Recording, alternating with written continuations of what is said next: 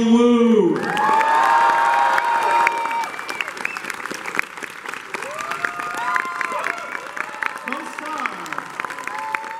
Co-star and partner in crime, Aramis Knight. MK, come on out.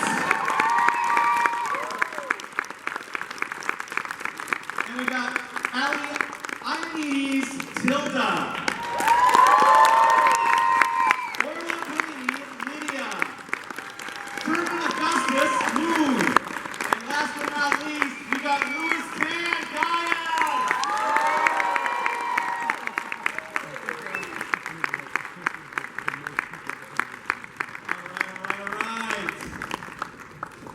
Thank you guys for filling the room. Thank you for making it noisy. Thank you guys for coming and being on this amazing panel and for giving us this show. I'm going to start actually with, a toss out to you guys, the creators of this. Just the story, the characters, they're so unique. There's never been anything like this on US television before. Just tell us some background on how you came to the mythology, the storyline behind the show. What makes it so significantly different from what else you'll be seeing on American television? Well, first of all, thank you for that compliment in a world of 1,000 shows. That's certainly saying something. So, Into the Badlands was something that Miles and I had wanted to do for a long time, and it was kind of a mashup of all the things that we loved. It was martial arts film, 90s Hong Kong movies, samurai flicks, steampunk, and superhero. So it really, that's sort of where it started, and then we laid out the world, and most shows that are set in the future either look like Blade Runner or Mad Max. So we made a really conscious effort to make the show look different and really lean into kind of the look and feel of samurai films and and Chinese historical epics. So, I mean, the visuals of the film, the colors, the spectacular costumes, the settings, all these things make it really distinctive, but nothing, obviously, is quite as central to the show and how it pops off the screen than, of course, the fights, the martial arts. And I will say, I mean, as a longtime fan of martial arts, Hong Kong cinema, again, Japanese samurai, Chambara films and so forth, the homage here is so incredible. I remember when you guys actually first unveiled this, you had actually a selection of films you shared as inspirations for this, for those of us who were lucky enough to be there. Can you share a little bit about some of the background around this, and what is it that makes the fights here so significantly different? And I'll toss that to Daniel as well. What makes them different than sort of Western action is that the design and conception of it is completely different. Like in Western filmmaking, and I've been experienced this before, is that the choreographers do their thing, the cameraman does his thing, the director does his thing, and then somehow the fight gets done in an editing room. For us, it's designed from day one to be a specific way. So each shot is meant for a specific bit of choreography. And the camera's in the fight. We're not doing wide, medium, close. We're in the fight with everybody as part of the action. So the cameraman is the third person, if you will, in the fight. And he's in there, and they're catching specific things like specific techniques, specific movement. And they're dancing around with the fighters as well. And that's why you get such a dynamic action scene. And that comes from Hong Kong cinema. You don't see that often in the West because of that disjointed way of capturing the action in the West. And that's what we try to do. Badlands, integrate it all in one thing, and including the editing. So we, as a fight unit, we come up with the concept of the fight, we create the choreography, we shoot it, we edit it, and we send that to the main editor in Toronto, who's putting the whole show together, and said, "This is the fight. You can take out time of it, but you can't change the sequence of things because that's how we designed it that way." And so, because we provide the full package, we're able to do that. Yeah, and as Daniel said, the fights are directed as opposed to in a lot of Western movies they're covered. And what we do in the writers' room is what is the story of the fight? Fights have to be, they're like musical numbers. They have to be showstoppers and plot movers. And so we ask, why are we fighting? What's the character reason? What's the story reason? So that they feel integrated and that the fights are telling a story. We try to pick very unique locations for the fights. Also philosophically, the fights are integral to the show. that the respect we have for the fight unit rather than the second unit, we call it a fight unit, it's not a second unit, is as important as the main drama unit. So it's like, for us, the drama and the fights are equally important for the show. And I think we had the luxury of having an amazing network. and Steve supported us from day one and allowed us to have a full-time fight unit. And that's how we get the quality of fights, which are unlike anything on television. And this is unheard of. Like, people don't do TV this way. Usually, you have 6-7 days for an episode, and they give you a day to create a fight, and that's why fights suck on TV. But for us, we have a whole fight unit that's shooting the same 9 days as the drama unit, and there's like 150 people on that crew, there's 150 people on another crew. So this is a very big production. I mean, that's part of the reason why the show costs so much. But that's also part of the reason why you get such quality fights, because there's full-on dedication to the action. And it's also, of course, you've got some incredible talent working behind the scenes. You've got Master Didi, you've got Stephen Fung, and a lot of commitment on camera, I've got to say. It really looks like people are getting hurt out there. Sometimes that happens. But we never had a serious injury on the show. And you look at this last season, we had 40 fights, and there was not one serious injury. I think that speaks to the talent. Andy Chang is our amazing fight director this season down here. Directed all the fights for 3B this season. And I think accidents happen when you don't pay respect to that unit. I think that's a testament to what the show did, is that no one got injured. Well, I can give you an example. Like when I worked on Tomb Raider, like the way they cover that action, like there's a simple sequence where I'm like jumping off rocks or whatever, but I had to do that sequence like 30 or 40 times just so they could get the coverage. And like each time you do something over, the chance of getting accident increases more and more and more. And luckily, I'm physically talented and I can get through it and fine. There's some people. I mean, I was thinking like, this is crazy that I'm having to do this like so many times in a row, including the whole action, the whole thing, just so that the cameraman can get everything he wants. And I'm pretty sure, like a third of the time, I wasn't in any of the shots. And they're still having me do the action, but the monitor was so far away I couldn't even see, so I had no idea. So I'm just committed to doing it. But like, I could have got hurt. I could have got hurt in the time, but I didn't. Luckily, I didn't. But we avoid all those situations. We only make you do as much as you need to do for that shot, and then we move on, and we move on, and we move on, because we've created this whole dance and this whole choreography in our minds already, or in Master Didi's mind, and Andy's mind. And so we know exactly what we want, and we know that not to go too far, and not to push these people beyond what they can do. I want to toss it out to some of the other, maybe slightly newer to martial arts cinema, although now it's like, 3 seasons, kind of veterans, players. Obviously Aramis, Ali, and Sherman. I mean, you guys are out there legitimately crossing swords and fists. But apparently not you, Lewis.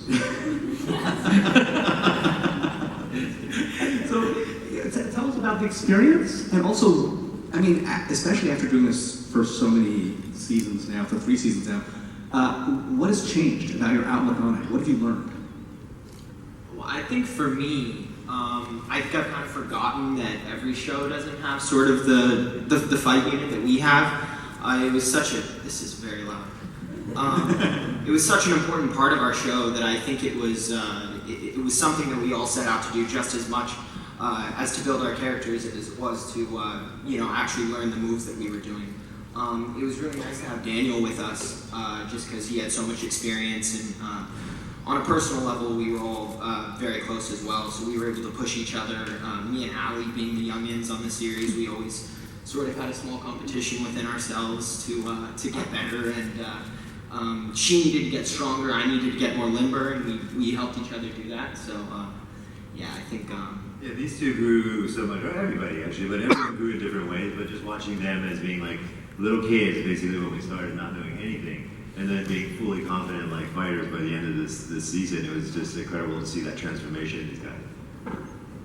And then Orla, talk about your experience. Like Orla came to fight. She didn't have to fight that much in the show, but she came to every fight camp because she wanted to. There was this commitment to her, the fight camp was a great bonding experience for all of us. This is 5 weeks before we started production. We trained like 6 hours a day, 7 hours a day, 5 days a week for 5 weeks. And it was grueling. I mean, it's terrible, honestly, to tell you the truth. Like, I felt bad, but I was also the one driving them through it. But I knew we needed to do it to get to where we wanted for the show. But Orla was there every day. training with us and pushing through it. It's not easy. Which not every actor was. Who doesn't have the experience before. Well, there was a period in, I think, season 2 where I think probably the sole role of the physio is so we could go in and cry. You'd sort of pretend you have an injury, and you go in, he's like, how's it going? And you just go, oh, so I can't do anything. It's like a crying tent or something. Sherman, I want to ask you as well. I mean, you're actually, you're a figure of stature within the world of Into the Badlands. Really? Come on. I have to say, it's like it was very impressive. But I mean, he got thrown right into the water because Totally. as he came in that first episode with season 2, Yeah. he had to fight me, right? And then he was a fan of the show already, so he kind of knew what he was getting to, and he prepared for himself for it. But like, he didn't know really what it was gonna be. Yeah, Like. I didn't know what to expect. Being a martial artist, it got to a point where I was just doing straight drama stuff, just TV, film, and didn't get a chance to do much fighting. And then when the show happened, I was like, wait a minute, wait, I'm not on this show. So my mother called me, and my mother was like, Sherman, you gotta watch Into the Badlands. I'm not watching anything, Mom, bye, click. Right? And then I watched the show, and I'm like, dude, I'm getting on this show. So, second season, episode 3, I understand that, because Daniel whispered in my ear one night, he goes, we offered this to another actor. And I thank you, Wesley, for turning it down. I had auditioned, and it was 4 weeks later when I got the call, and I wanted to do the accent. I want to do Susan. Want me to do Susan? Okay. Please. It's like 5 in the morning, I get a phone call. Come on, Sean, this is Susan Hall. Let me get you on the plane for touching today. You come over to Iowa, to the Badlands. What? Into the what? Are you kidding me? Okay, I can do it Friday. I can get on the plane. So I was on the plane that Friday. I didn't read the entire, that Saturday. Yeah, I got on the plane Friday.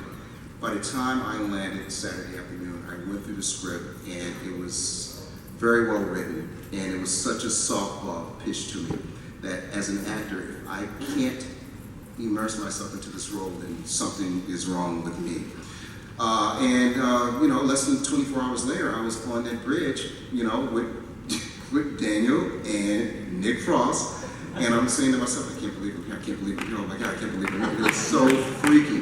But it gave me a chance to get back to my love of martial arts and martial art films, and who would have dreamt that I would be doing something in a Hong Kong style television show. So, And then they proceeded to kick your ass. yeah. So, I do this profusely to Al and Miles and Daniel. Thank you, gentlemen, again, for letting me come out. And one other factor, I did this film years and years ago in 1996, and the fight and stunt coordinator was none other than Philip Tang. Whoa, nice segue. His dad, hey, so I'm going to pass the mic, okay. So, Louis, I hear you can fight a little bit, just a little bit, right? When you came onto the show, it was sort of like there was a reverberation across the matrix a little bit. People knew that there was going to be something legit happening, and here you are, still alive. And not only are you a significant part of the action sequences, but there's like a lot of really interesting drama around your character as well. Let's just call it a little bit of a sibling issues, right? So tell us a little bit more about Gaius, where he is, and what it's felt like to join the Badlands family. You know how Asian families are, fighting a lot. No, it was a dream come true, man. I think, coming from like Sherman was saying, my father introduced Sherman to martial arts, and he introduced me to martial arts as well. So, coming from that background and being surrounded by martial art legends, it was nothing but an honor to join the show.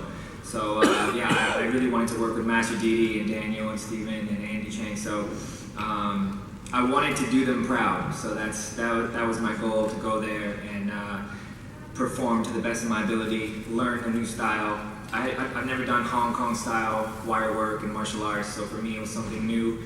I hadn't got to debut my skills with a sword yet at this point, so I was very excited to do that, and I've been training and preparing for years. And it's funny because luck is when preparation meets opportunity, right? And it just happened and collided in a perfect way, and the timing was great. So although I got there and they dipped me in freezing cold water in the winter of Ireland, and beat me up twice, and stripped me and put me in a prison, it was a dream come true. As you do. So I mean, we have Louis Tan, we have to get his shirt off. Well, here's find various ways to get it. well, here's the thing with Louis. It comes in the contract. When we were creating this part, we were in the writer's room, and somebody said, "Hey, have you seen Louis Tan?" And I hadn't. And then we watched. Iron Fist, right? Yeah, you were in Iron Fist in that one. And by the way, the only scene in Iron Fist that anybody said anything nice about. You. So, No comment. you know. So, as professionals, we reached out to him. We private messaged him on Twitter, as you do, and More flirtation. Al and Lewis were dating. we were dating on Twitter for months. And then we had I was this. very jealous. They shipped us. And we had this part, and then we sent Lewis the audition scene, which was the first scene where you see Gaius, where he's in the cage and he's talking to Baron Chow. And Lewis shot his audition shirtless and pretty much had a job. So, no,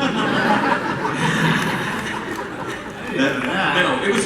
By the way, it was legitimately. You did a great job in that scene. We sent it to the network. They said yes, and we were off to the races. So. Thank you, sir, and thank you for writing such an incredible, diverse show in this time. It's really amazing. I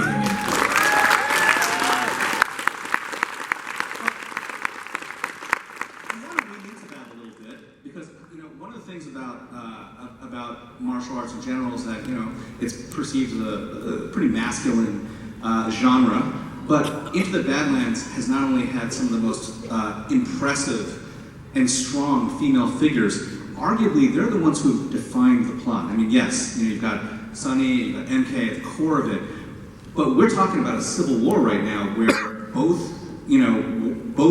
armies are being led by women, and I don't think I've ever seen that before in an epic show like this. Well, it was. The great thing about martial arts is it's the great equalizer, meaning that women and men can do it equally, and it's not about size. It's not about power. It's really about how they move, and that's something that we really wanted to lean into. And I think it's interesting if you start in season 1 because you're with Sunny and you're in this world with Quinn, who is sort of the epitome of toxic masculinity. And then as the series goes, the Widow has come in and she's the great disruptor, and then Chow is there. And we like the idea that the Widow and Chow were on completely opposite sides of the ideological fence. And the fact that they were both women just sort of made it more interesting. And then you have the Master in there as well, who's playing a big part this year. So, I mean, it's certainly something that we, and it was a lot of fun to write. And it just felt like there was a lot of stories to tell. And we love the Widow Tilda dynamic. We always love that mother-daughter story.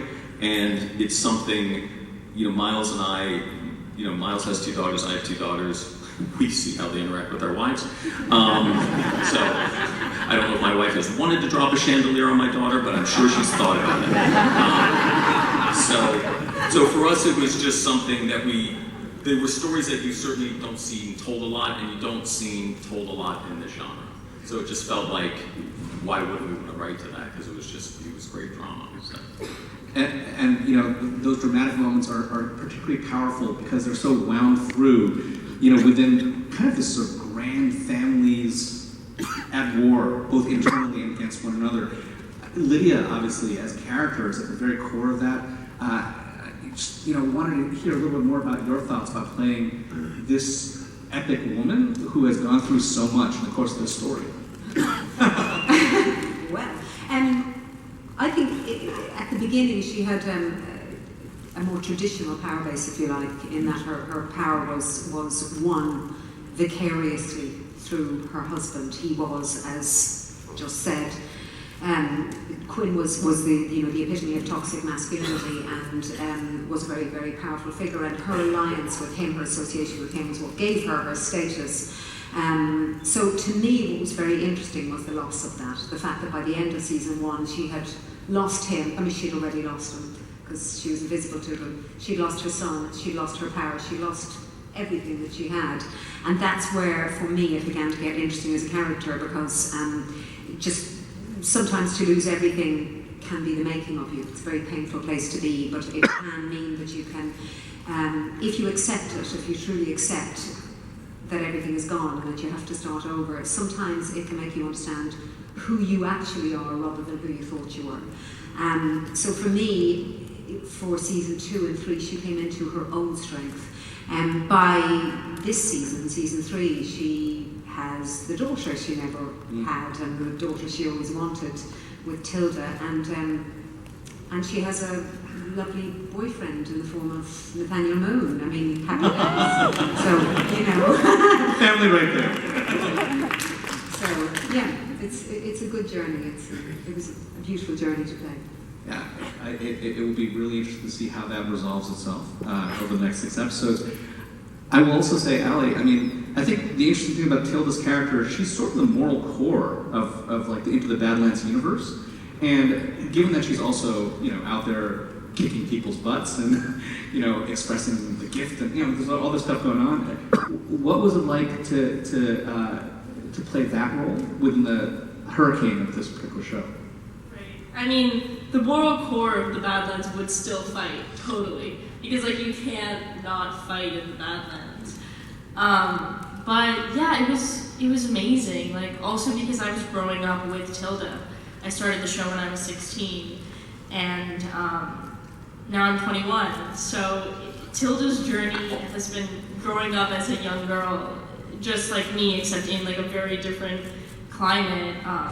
With martial arts and with so many different influences, but I just absolutely love where Al and Miles have taken her, and it's been such an honor to play her and to get to experience like so many different things. Yeah. You know, it all comes down ultimately to putting together such an incredible world. You know, one where the density of mythology allows so much to happen.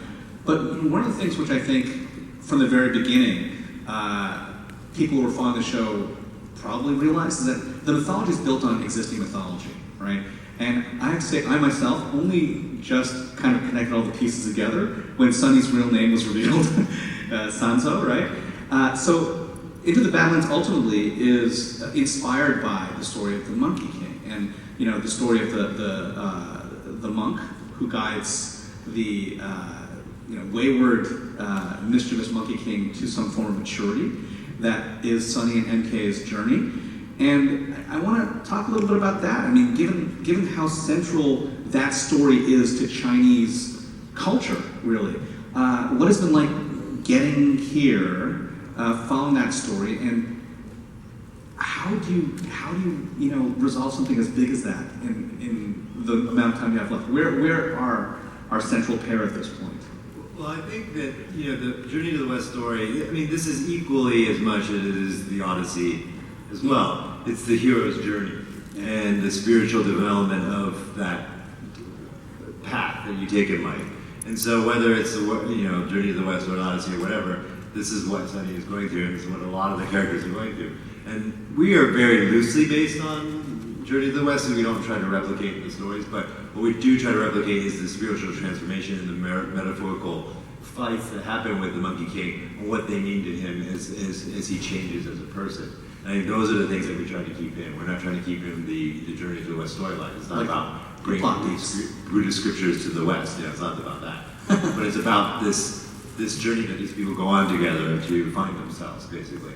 And I think that's really been amazing about the show, is because that's what you as fans relate to. You're seeing all these personal journeys that everyone's going through, all of these characters, and you can find something that you can relate to, because not all of you guys are fans of Sunny, I know that. Some of you are fans of Widow, some of you are fans of Tilda, some of you are fans of Gaius, some of you are fans of Lydia, you know, and there's personal reasons for that. And Al and Miles are brilliant in being able to show that whole range to all these characters, and then keep this hero's journey going on at the same time. And I think that's the genius of the show. You know, other than the martial arts, other than the beautiful imagery and all that, it's the message that we're trying to tell you, the story we're trying to tell. I mean, you know, part of the genius of the show in telling that hero's journey is that it's this helix, right, of winding back and forth between Sunny's journey and MK's journey. Aramis, I mean, MK in particular, you know, where we've kind of left him is in kind of a dark place. What has the evolution been like of your character over the course of the 3 seasons? Well, I think MK was always trying to find a place where he can identify himself. I think he did that a lot with Sunny in season 1 as well as Tilda in season 1. I think he was trying to build a team around himself of people who were like-minded, who had similar goals to him. And I feel like at the end of season 3, as you're talking about, I was left in a place where I felt like all of that was gone. All the work and trust I had put into Sunny and I's relationship and Tilda and I's relationship had kind of gone down the drain. So I think in a sense, MK was kind of losing faith in his cause in a sense, and I think that's why you see him join forces with Pilgrim. And eventually, it starts to totally shape the decisions he makes and the group that he decides to follow, and he becomes a very powerful piece of a group. So. But his journey is also like very typical of any teenage boy's journey in life, right? Like you're trying to find the belonging in some group, and you get in with these people, and then they turn out to be douchebags, right? You go to this group, and then you're like, no, this is not right. And oh, these people are supposed to love you, they don't. Like, where am I? And then if you don't ever find that love, you become this just destroyed person, right? And so that's his journey, is this search of finding himself, And it's kind of cool because Aramis, the person, is going through this journey also. And it was so beautiful to watch this guy turn into a grown adult over all this time, And Ali too, but his journey was so reflective of what he was going through in real life. It was kind of beautiful to watch this happen over the time, over all the time that we're making the show. Daniel didn't kill my mom in real life. Yeah, I like your mom a lot. Woo. I just want to call out one more time something really, I think, special. It's like looking at this panel. This is like a core sample, of this show. You're seeing the kinds of faces that you don't see in this epic storytelling very frequently, right? You're seeing a cast that's Asian American, that's female, that's African American. You're seeing people who reflect a much broader sampling of diversity, and they're telling a story that is so huge, right? And so much of a world-building exercise. It's unique, and I think that diversity, and maybe even specifically, representing Asian-inspired ideas on the biggest American stage, if you will, with Asian Americans at the core, a pair of Asian American heroes at the core. I mean, that's an incredible achievement, and I just want to, kind of throw it out to you guys about the nature of that milestone, that sort of milestone of diversity, what that means to you guys, and I mean, I'm proud of you. That's cool, because it means a lot to us. It was something we were very deliberate about from the beginning. It was something we had the full support of the network in doing as well. And yet, I feel we got no acknowledgement whatsoever with that. That literally the show is completely anonymous and forgotten. In a weird way for that. I mean, I think people got a rabid fan base, and we're very, very grateful for that. But we have strived from the beginning to make this show the most diverse on television, and we succeeded, I think. And it's something we're very, very proud of.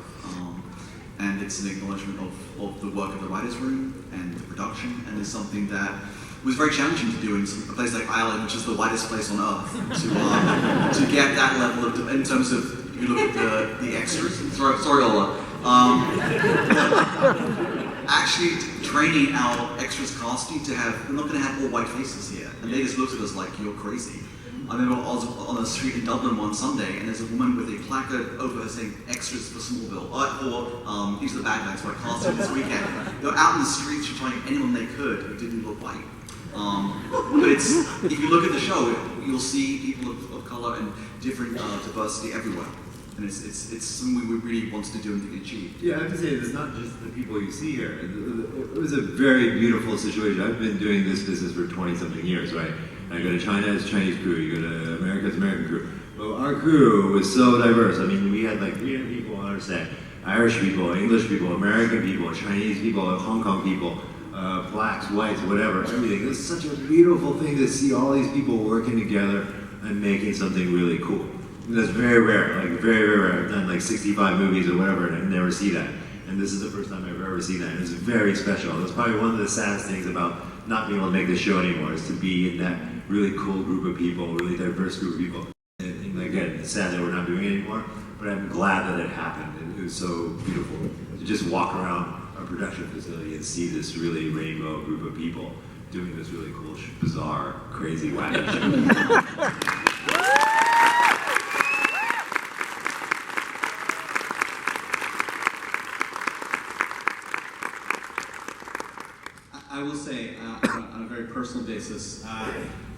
one of the things which Into the Badlands did, whether it's been acknowledged or not, is I think it kind of opened up a new era, a sort of renaissance era for martial arts on television. We have not seen series in which this kind of combat was centered since obviously the 1960s. But here we are. There are all these shows that are opening up now, and I think they were made possible in some ways because Into the Badlands showed that it could be done. So, thank you guys for that. With that, I mean, I'm going to do a quick fire kind of thing here and ask you guys, is there a moment or scene that was most memorable for you over the course of these last 3 seasons? And I want to begin with you, Al. I'm just like, let's have you share that one kind of crystalline moment that you're always going to remember. I can say the moment for me when I saw it cut was the rain fight in the first episode of the show. That rain fight is one of the most spectacular fights ever conceived, I believe. And we saw it, and it was literally perfect. There's not one frame we changed. It was amazing. That for me was like, oh, this show is going to be different, and it's going to be more than we imagined, and more than we could even possibly believe. So yeah, that was the moment for me. Now back to me. I think for me it was because the show was so insane, and especially the first season where nobody quite knew what they were getting, and it was when I saw, interestingly, it was the Quinn speech that he to the boys, which to me was such a pivotal scene, and it's a very long speech, and that's not something you do in television often. And then just to kind of watch that whole sequence and see that cult of personality, it felt like, okay, this world can work. That's exactly what Darren is, and to watch Daniel in that scene, and you learn so much about you and Aramis's reactions to you. It's like there's so much story told in that scene, and David Dobkin did such a brilliant job directing it. So I think that was one for me. I agree with both of those. There's so many cool stuff in the show, but I think what kind of made the culmination of all our efforts. For me personally, was the Sunny fight in the RV of the beginning of season 3A, because what we try to achieve with these fights are not just fights for fight's sake. That you want to be integrated in the story, and I've said this a million times before, and I'm going to say it again. It's not porn. Porn is you skip the story to get to the action, and then you watch the action and you're done, right? We're trying to do something way. But you know what? Honestly speaking, watch a lot of action movies. It's porn. It's just porn. The story sucks, the action's kind of cool, and then you forget about it, right? You're done. You wipe off and you're done. But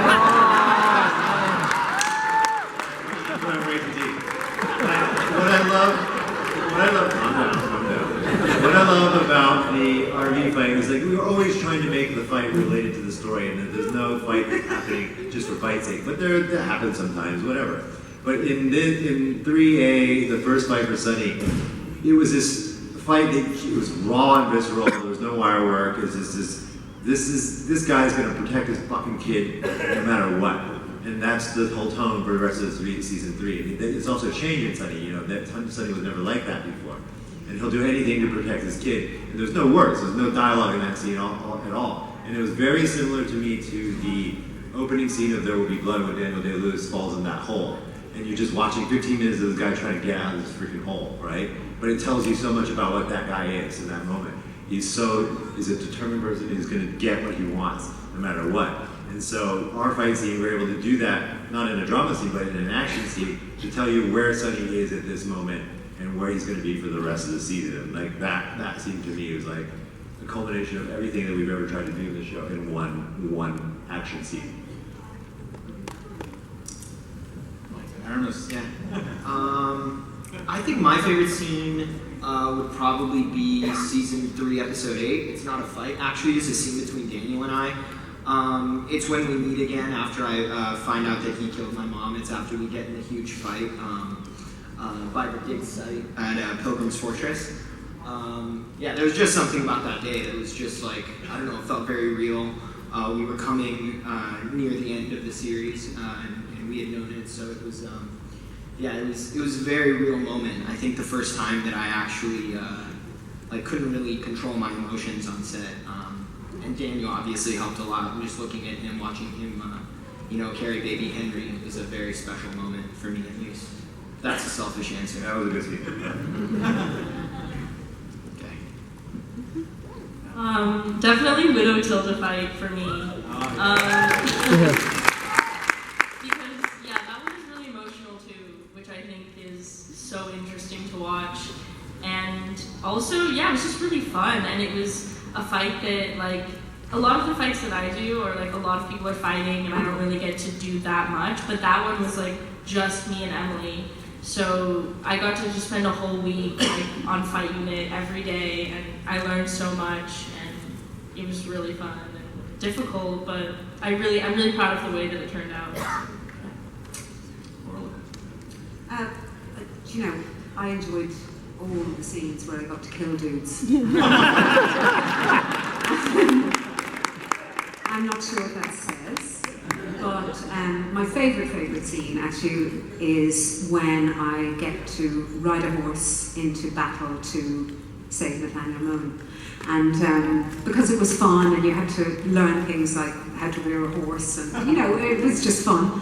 And I think also I sort of rather enjoyed my motivation for it, which is kind of like, well, if you have a guy like that and it looks like he's going to die, you better get in and save him, because you're not going to find that again. So they didn't have Tinder, so in she goes, and it was good fun. I really loved that scene.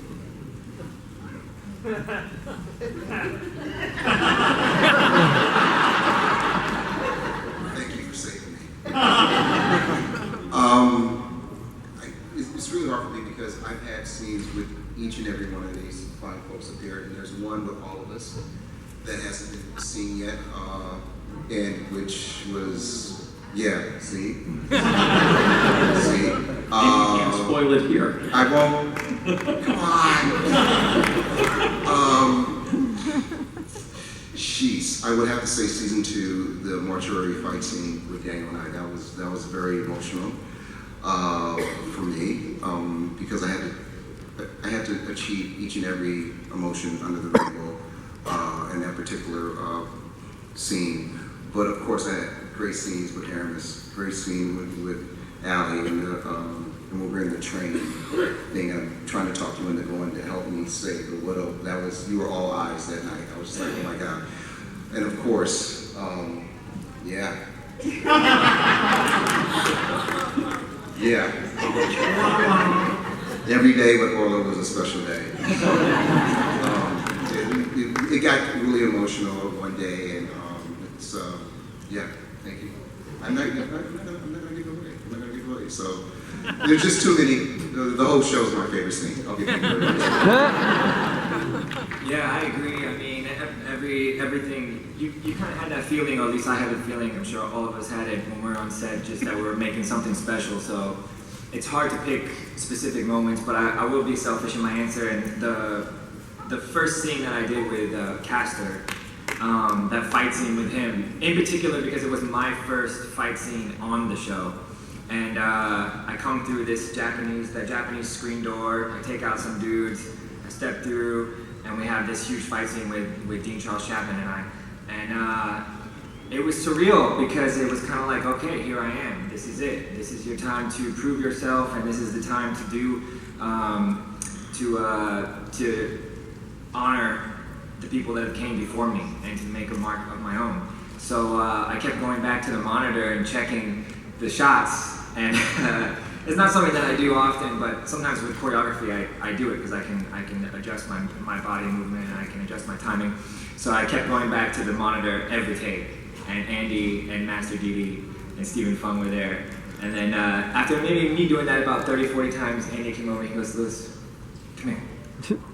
Puts his arm around me, he's like, "You have to just trust us, okay?" I was like, "Yeah, you're probably right. Okay, so I'll stop doing that." Yeah, that was a surreal moment. But there was many. There was endless. And I get why you feel that way though, because you're on a show where the martial arts kind of suck. So it took a while to gain the trust back. Sorry, So, on that note, again, a nice segue. We're going to prove how much the martial arts suck on this show by showing another scene. This is before we throw it to audience Q&A, we'll let you guys ask a couple questions. There's a mic set up in the middle over there so you guys can cue while we're actually showing this. We're going to show a scene from episode 311, which airs Monday night, featuring Sunny and the Widow. Ask away. Hi, my question is for Ali. I was wondering if how much martial arts experience, if any, or if you played any sports, or if anything prepared you a little bit for your training.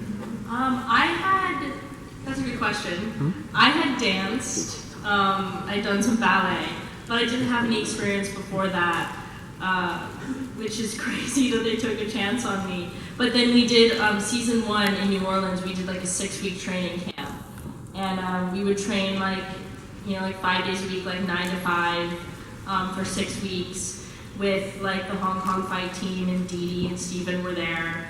And yeah, I mean, I worked really hard and learned from that. And then I trained in between season 1 and 2, and then a 3-week, or I think it was 4 for season 2, or did we do 3?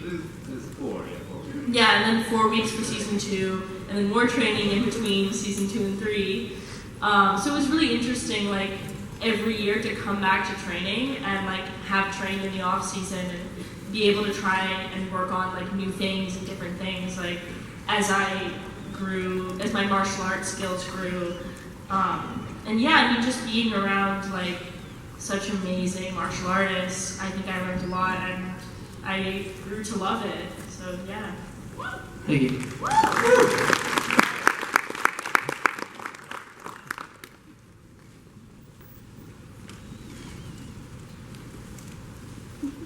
Hey, so I love your show. First off, avid watcher.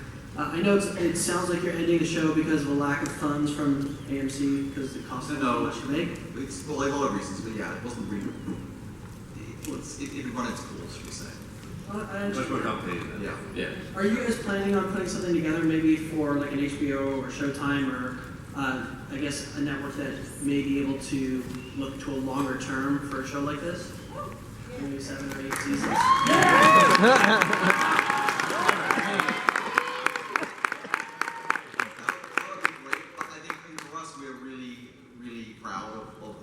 Show. We really think that if you look at the seasons as a whole, it's really satisfying, and hopefully you guys will agree when you see the end of the show. So we're not really looking to extend the show. I mean, we feel the legacy of the show will live on. That this is just the beginning. That the show hopefully is a sort of undiscovered gem that will be discovered in the age of streaming. That what we all set out to do, we achieved, and that people can enjoy for years to come, and we'll find it. So we're really very happy with where we are. We've all got, other things to do, but this has been such a huge commitment in terms of time. The show was so difficult to accomplish. I mean, it's been unbelievable in terms of how complicated it was to put together and to achieve. So we love it, but we're really pleased to be moving on to other things. Hello, this question comes from the agreeable belief that this is the start of a renaissance of action TV film, as your fight scenes and storytelling is absolute gold. This is a question for any aspiring actors and actor combatants. What is your advice to those actors and actor combatants to get on a show like this, to prep to get on a show such as this? Well, it's a difficult one because Hollywood's a tricky place to try and find your way. But I think what's important is always keep training and working on your craft, trying to be better. What also helps is filming your own fight sequences and doing all that kind of stuff. Because honestly speaking, I found a lot of our stuntmen from watching YouTube and looking at their YouTube videos, and they make their own YouTube videos. One of our guys, Dean Tran, went to filmmaking school. He's an incredible martial artist. He actually started off as being just, a stuntman on the show, and then he eventually graduated to being our main editor, who edited all the fights together, right? But if you go to his YouTube page, he's been making films like forever, like 50-something films he's done with martial arts and choreography and cinematography and all this other amazing stuff. And I found that video, and I was like, okay, this guy could be on our show. So, if you keep making content, people will see it. It'll be out there, and someone like me might see some of that and go, "Hey, we need to put this guy on the show." I mean, he wasn't known in the States or anything like that. He was in Germany, and I found it on YouTube, and I go, "This is the perfect guy to bring over," and we brought him over, and it turned out to be great, beautiful, you know. And then a lot of other fighters, Eddie Long, who's on our show. Also, I saw him on YouTube. Amazing guy who learned his skill from watching Jackie Chan movies. He wasn't a martial arts student. He learned it from Jackie Chan movies, and then he started making. He did this video where he did a shot-for-shot remake of one Jackie Chan film before, and I saw that, and I'm like, this guy's on, right? And Michaela Ashley, who's a Widow's Double, and she's amazing. She actually doubled a lot of the females on our show. Amazing, because I saw her do a video of her and her boyfriend at the time did a reshoot of Meals on Wheels, a Jackie Chan film where she fought Benny the Jet. And she played Benny the Jet, and her boyfriend played Jackie Chan. It was fucking awesome. Like, it was so awesome.